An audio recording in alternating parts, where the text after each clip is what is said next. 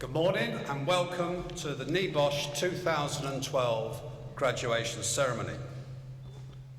328 diploma holders are celebrating their achievements here today.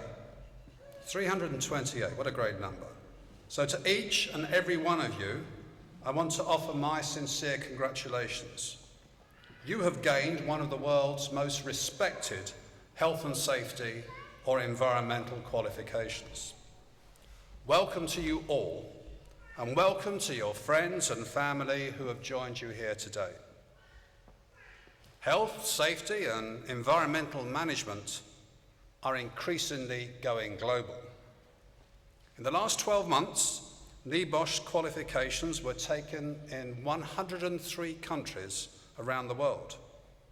So today we are delighted to be joined by diploma holders from Azerbaijan, Ghana, Ireland, Kazakhstan, Kuwait, Mauritius, Nigeria, the Philippines, Qatar, Saudi Arabia, Singapore, Sweden, Trinidad and Tobago, the United Arab Emirates and Zimbabwe, as well as all corners of the United Kingdom. So a special welcome to all our overseas visitors. We are honoured that you have chosen to come and celebrate your achievement with us. Colleagues, over the last 32 years, NEBOSH diploma holders have made a huge contribution to improving health and safety standards. Just take one measure. Fatal accidents in the UK have in that period fallen from around 500 deaths a year to 171 last year, a reduction of 65%. Of course, the enforcing authorities and workplace safety representatives have played their part in this achievement. But we strongly believe that the rise of health and safety as a recognised and a valued profession is a key factor. Now, I am sure that the increasing number of international diploma holders will make the same outstanding contribution wherever in the world they work. So whether your qualification is in health and safety or in environmental management, I think it is true to say that we all have the same goal in mind. We are all part of the same noble endeavour, to prevent harm and to protect people.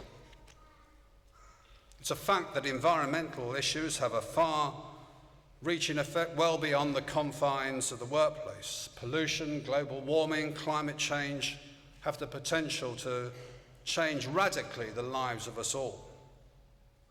But enough of the serious stuff. Today is a celebration. It's a culmination of your journey through your diploma and a time to pause and reflect on what you have achieved. So be proud. Your work makes a difference to the lives of those in your workplace, in your communities, and in wider society. Often we focus on failures rather than success, but be assured, qualified and professional environmental, safety and health practitioners add value. And that's what we're celebrating here today. Now, you don't need me to remind you that this is a special year of celebration in this country. This month we celebrated the Queen's Diamond Jubilee. And in just a few weeks, we shall be welcoming athletes from all over the world for the Olympics and the Paralympics Games. One fact that hasn't made the headlines is the tremendous achievement in construction safety that these Olympics represent. Despite being the largest construction project in Europe, the build of the Olympic Park has been achieved without one single fatality. On time, on budget, and an exemplary health and safety record. So much for those who say that health and safety is a bureaucratic burden. So it gives me a particular pleasure to introduce our guest of honour, the Head of Health and Safety for the Olympic Delivery Authority, and now the London Legacy Development Corporation. So please join me in welcoming Lawrence Waterman, OBE. Lawrence.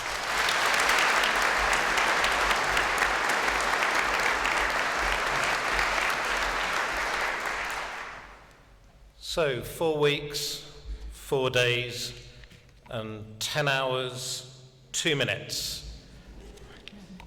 12 minutes past 8, Friday in 4 weeks' time. I think Bill's introduction was tremendous.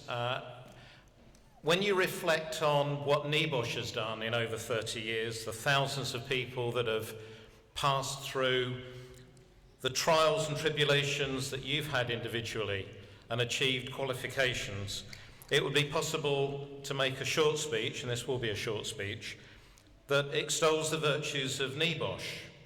But of course, this morning and the rest of your careers is all about you. And as someone who's very proud to be a qualified health and safety practitioner, someone that doesn't shirk from telling people what I do for a living when I'm asked at dinner parties, worried that people will then turn and speak to someone else, I'd like to talk to you a little bit about what Bill referred to, what we've been doing on London 2012. When the construction work for the Olympic Park, the Athletes' Village and the other venues was getting underway on site in 2005, just weeks after we'd won the bid to host the Games this year, there was just a handful of staff working for the Olympic Delivery Authority.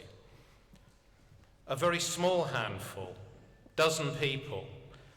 And they decided at that point that they wanted someone like the graduates here today, someone with qualifications able to assist, empower, enable and support the professional team that was planning, designing and would lead the construction of that large project that Bill referred to.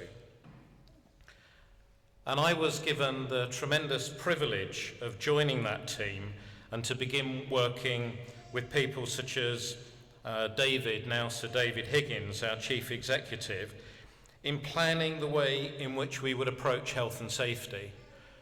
And you know about the statistics and how they're calculated, and I looked at the numbers from the 2004-05 statistics that had just been published. And it meant that with what we then estimated to be about 100 million hours of work to be done on site, that we could look at killing between 2 or 3 people if what we did was business as usual. And that's even after 25 of those years of continued improvement in health and safety performance, not least in construction. And from the labour force survey, it was fairly clear that about 1,000 injuries would be of sufficient scale to be reportable, and maybe as many as 10% of those would be life-changing.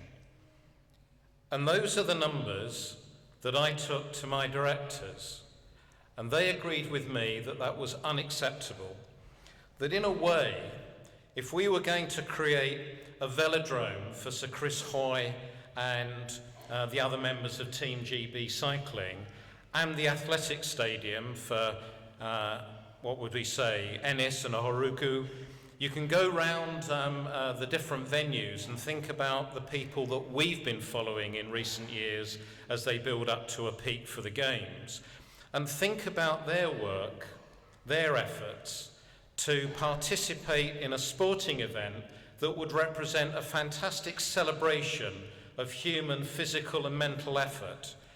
And it would be unacceptable if the theatre in which that was going to take place had been built without due regard to the health and safety of the construction workers putting it together. So the argument was one that we're all familiar with as professional health and safety practitioners, that what we can do through business as usual can always be improved on with the right kind of efforts, but also with knowledge and skill and expertise guiding our colleagues. And those are the reasons why you've been studying so hard, working so hard to develop your health, safety and environmental knowledge and skills. What for us wasn't an acceptable vision of our programme's output is also for you an opportunity to build on the experience of the past and make our workplaces even safer and healthier. Just as we determined that we would do better and expressed an ambition to raise the bar in health and safety, that's precisely what you've done by achieving those NEBOSH qualifications. We were committed to protecting lives, preventing injuries, and enhancing health and well-being. And I'm proud to say that we've done just that. No deaths, the lowest accident rate of any major construction project in UK history. And just one number is worth noting. On the platform today is a representative, a senior representative of the contractor Sir Robert McAlpine that led the team that built the Olympic Stadium, where that opening ceremony is going to take place in a few weeks' time. Never in modern Olympic history, since Baron de Coubertin had his vision of a modern Olympics, has an Olympic stadium been built without a fatality. So those achievements mean that there are more families able to celebrate the games when they start. That's what it's about. It's about protecting human life and enhancing it. So health and safety was central to our effort, and it's central to your careers. Your dedication to studying and learning is a testament to your commitment to continue to improve health, safety, and environmental performance.